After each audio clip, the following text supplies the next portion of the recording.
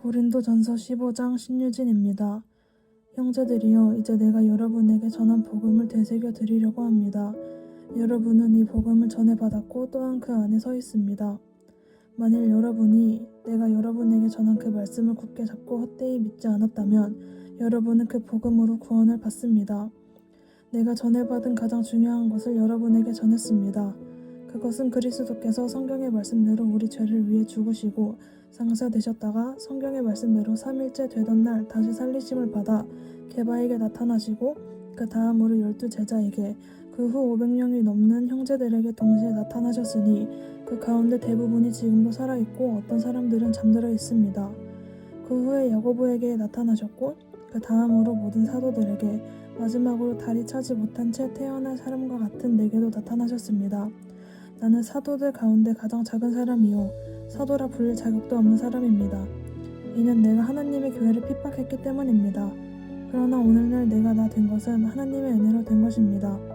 내게 주신 그분의 은혜가 헛되지 않아 내가 어느 사도보다 더 많이 수고했습니다. 그러나 이것은 내가 한 것이 아니요 오직 나와 함께 하신 하나님의 은혜로 한 것입니다.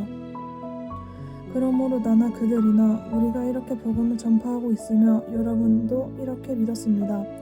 그리스도가 죽은 사람들 가운데서 살아나셨다고 전파되고 있는데 왜 여러분 가운데 어떤 이들은 죽은 사람의 부활이 없다고 합니까?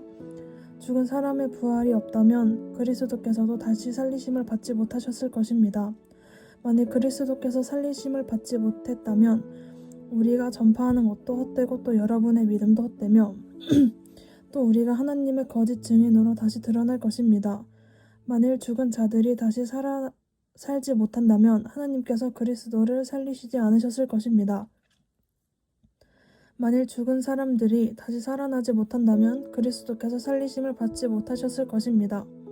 만일 그리스도께서 살리심을 받지 못하셨다면 여러분의 믿음도 헛되고 여러분은 여전히 자신의 죄 가운데 있고 그리스도 안에서 잠든 사람들도 멸망했을 것입니다.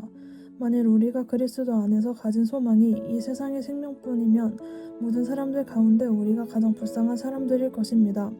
그러나 이제 그리스도께서 죽은 사람들 가운데서 다시 살아나셔서 잠자는 사람들의 첫 열매가 되셨습니다.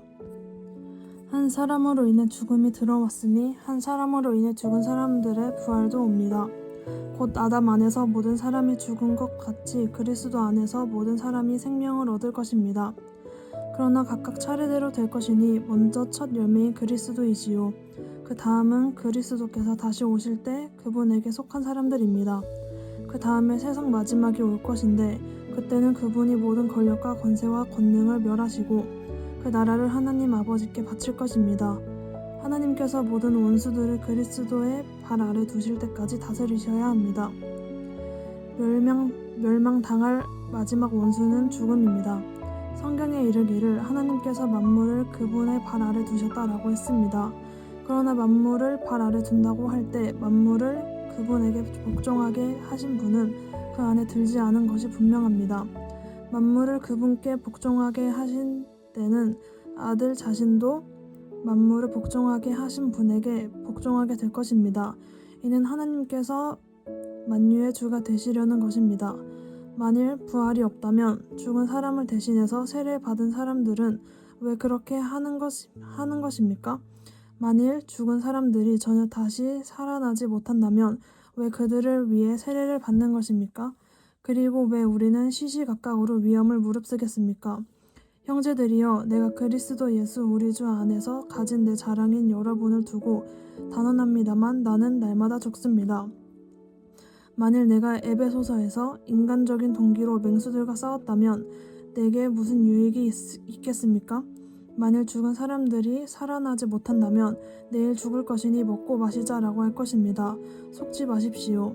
나쁜 친구들이 좋은 습관을 망쳐버립니다. 정신을 똑바로 차리고 죄를 짓지 마십시오.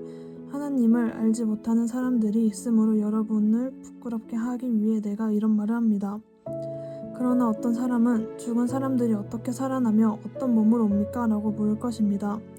어리석은 사람이여, 당신이 뿌리가 씨는 죽지 않고서 살아날 수 없습니다. 당신이 뿌리는 것은 장차 생겨날 몸, 그 자체가 아니라 밀이나 다른 곡식이든지 다만 씨앗을 뿌리는 것입니다. 그러나 하나님께서 뜻하시는 대로 그 씨에 몸을 주십니다. 곧 각각의 씨에 각기 고유한 몸을 주십니다. 모든 육체가 다 같은 육체가 아닙니다. 사람의 육체가 다르고 짐승의 육체가 다르고 새의 육체가 다르고 물의 육체가 다릅니다. 또 하늘에 속한 몸들이 있고 땅에 속한 몸들이 있습니다. 그러나 하늘에 속한 몸들의 영광이 다르고 땅에 속한 몸들의 영광이 다릅니다.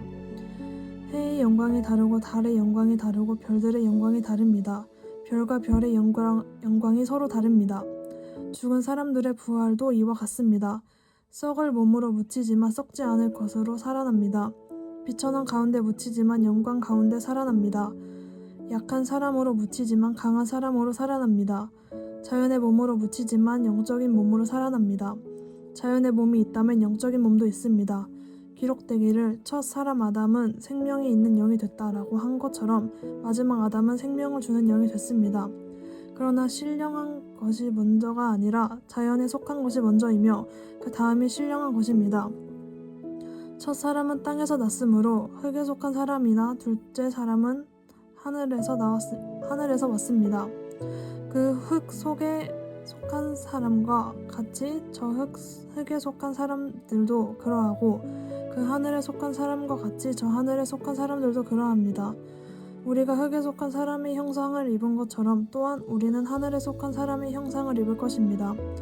형제들이여, 내가 말하고자 하는 것은 이것입니다. 곧 살과 피는 하나님 나라를 이어받을 수 없고 썩을 것을 썩지 않을 것을 이어받을 수 없습니다. 보십시오. 내가 여러분에게 비밀을 말합니다. 우리는 다 죽지 않고 모두 변화할 것입니다. 마지막 나팔 소리에 순식간에 다 그렇게 될 것입니다. 나팔 소리가 나면 죽은 사람들이 썩지 않은 몸으로 살아나고 우리도 변화할 것입니다. 이 썩을 몸이 썩지 않을 것을 입어야 하고 이 죽을 몸이 죽지 않을 것을 입어야 합니다. 이 썩을 몸이 썩지 않을 것을 입고 이 죽을 몸이 죽지 않을 것을 입었을 때 기록되 이는 이 말씀이 이루어질 것이다. 사망이 삼켜져 승리를 얻었도다. 사망아, 내 승리가 어디 있느냐? 사망아, 내 독침이 어디 있느냐? 사망의 독침은 죄요. 죄의 권세는 율법입니다. 그러나 우리 주 예수 그리스도를 통해 우리에게 승리를 주시는 하나님께 감사드립니다. 그러므로 내 사랑하는 형제들이여, 굳게 서서 흔들리지 마십시오. 여러분의 수고가 주 안에서 헛되지 않음을 알고 항상 주의 일에 더욱 힘쓰는 사람들이 되십시오.